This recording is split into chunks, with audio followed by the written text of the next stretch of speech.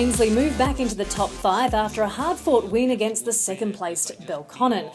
Ainsley got off to a good start, booting 4 goals to Belconnen's 3 in the first quarter. They were up 8 points going into the second quarter. But Belconnen slogged it out to reduce the margin to just 3 behinds at the main break. The Tricolours lifted again in the third, booting another 5 goals and 3 behinds, while keeping the Magpies to 3 goals, 3. Ainsley kept the momentum going into the final stanza. They slotted 6 more goals with just 1 behind, while Belconnen managed 3 more goals and 2 behinds. Great start by Simon Horner. Nick Collins went to ground, so Horner brings up his second in a minute. Luke Jardura was Ainsley's top goal kicker. He managed 6, as did Belconnen's Matthew Loken. Josh Bennett booted 5 for Ainsley, with Marcus Crook helping out with 3 and 2 to Simon Horner. Andrew Dess helped Loken. He managed 5 majors for Belconnen, with Isaac Taylor chipping in with 2.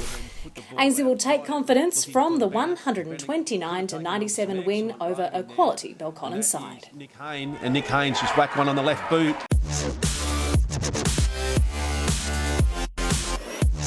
Southport has notched up win number 8 for the season with victory over Labrador. The first quarter was a close one, with Southport up by just 2 points at the first break.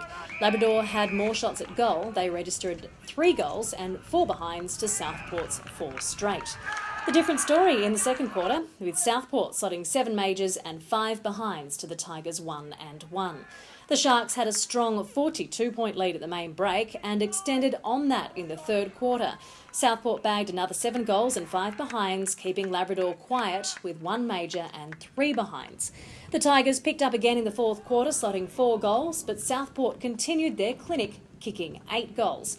Rick White and Jake Goldsmith were the only Labrador players to boot more than 1 goal. They slotted 2 each, with 5 others contributing majors. For Southport, Cleve Hughes was strong in front of goal. He booted 5, with 3 to Brock Askey. In the end, it was a big win for Southport, 9-10-64 to 26-14, 170.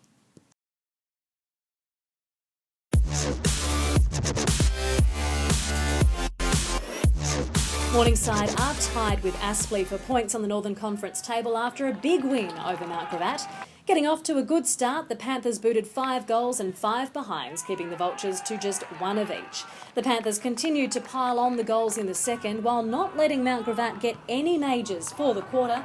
They only managed 2 behinds. The momentum continued. Morningside held a 65-point lead coming out of the main break and kept booting goals. They racked up another 8 in the third quarter, but also added 6 behinds. MtGravatt kicked 2 goals. With a 107-point lead at three-quarter time, Morningside continued to push forward, adding another 5 goals to the board, with the Vultures improving with 3 goals. Morningside had 10 goal kickers. Jackson Stasevich slotted 5. Reece Estill booted 4 of MtGravatt's 6 goals, with 1 each to Greg Lavey and Carl Goodman. It was a percentage-boosting 118-point win for Morningside in the end.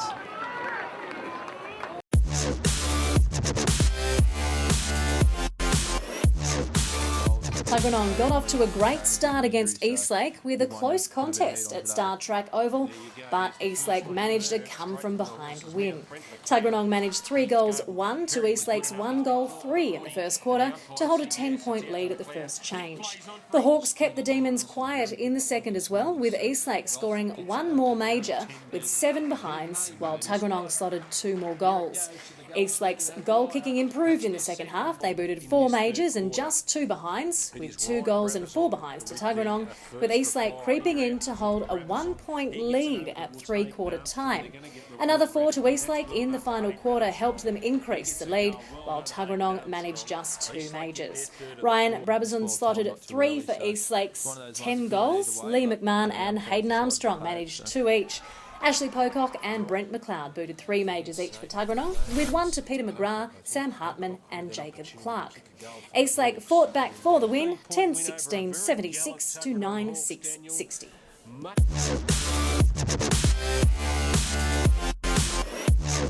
Redland notched up their 5th win of the season, taking down Hills Eagles in round 14. Redland held a 15-point lead at the first break, kicking 5 goals and 5 behinds to Hills Eagles 3 goals 2. The Bombers stepped up a notch in the second, but could have benefited from more accuracy in front of goal. They booted 6 goals and 7 one-pointers. A strong defensive effort kept Kills Eagles to 1 major and 3 behinds, with Redland up 78-29 at the main break. A determined Hills Eagles outfit came out after half-time, piling on 8 goals to Redland's 2. A fairly even fourth quarter, with Redland booting 4 majors and Hills Eagles slotting 3. Philip Cast kicked 3 goals for Redland, earning himself a best-on-ground mention for the Bombers. Brad Howard, Josh Pullman, Jack Williams and Adam Boone all helped out with 2 each. For Hills Eagles, the top goal kicker was Scott Reid, also with 3 majors. Stuart Turner and Stephen Doyle slotting 2 apiece. The Bombers were the stronger side in the end, taking the win 17-19-121 to Hills Eagles 13-14-92.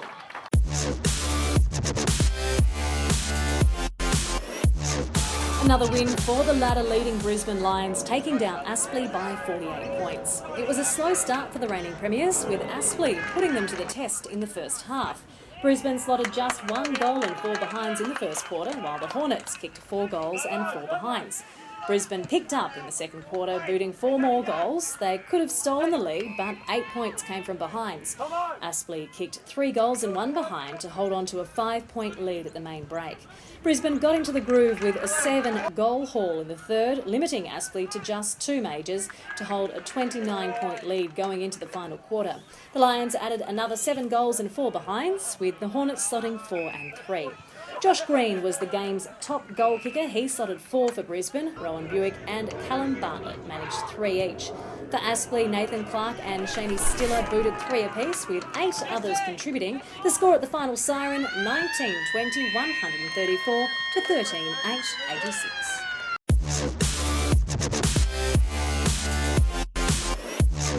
Queanbeyan captain Ryan Quaid was hoping for a win to mark his 200th game, but Sydney Uni spoiled his party. Queanbeyan looked strong getting off to a great start. They booted 6 goals and 2 behinds in the opening quarter, while Sydney Uni managed 2 goals and 3 behinds. The Tigers lost the 23-point lead in the second, with Sydney Uni ramping up their efforts. They kicked 6 goals while limiting Queanbeyan to just 1, with the Sydney side up by 8 at the main break. The third quarter was neck and neck, with both sides booting 3 goals. Another battle in the final stanza, with missed goals adding to the pressure. Toby Conroy booted 6 goals for the Tigers, with William Griggs adding 2. 6 other Queanbeyan players managed to get majors, including skipper Ryan Quaid. For Sydney Uni, Benjamin Taggart and Thomas Elkington slotted 3 each, with Tim Barrett adding 2 to the tally. Queanbeyan slipped down the ladder to 4th after the 14-point loss.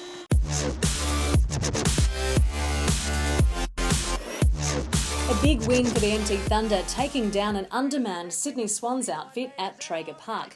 The Thunder held the lead at every change, booting 4 goals 3 to Sydney's 3 goals 1 in the first quarter to be up by 8 at the first break. The Thunder booted 4 more majors in the second and were up by 38 at half-time, but the lead could have been bigger with 7 behinds in the second. The Thunder's defensive efforts kept the Swans grounded. They managed just 1 behind for the quarter. The Thunder extended the lead to 50 by three-quarter time, adding another 4 goals and 2 behinds to the scoreboard, with the Swans managing 2 and 2. Both sides slotted another 4 majors each in the final quarter, and the NT had the game in the bag. Darren Ewing had a day out in front of goals for the Thunder. He slotted 7. Brant Chambers kicked 3, with Matthew Argus adding another 2. For the Swans reserves, Dean Towers was the main goal kicker. He slotted 3 majors, with Brandon Jack and Matthew Dick helping out with 2 each. In the end, the Thunder walked away with a 53-point win.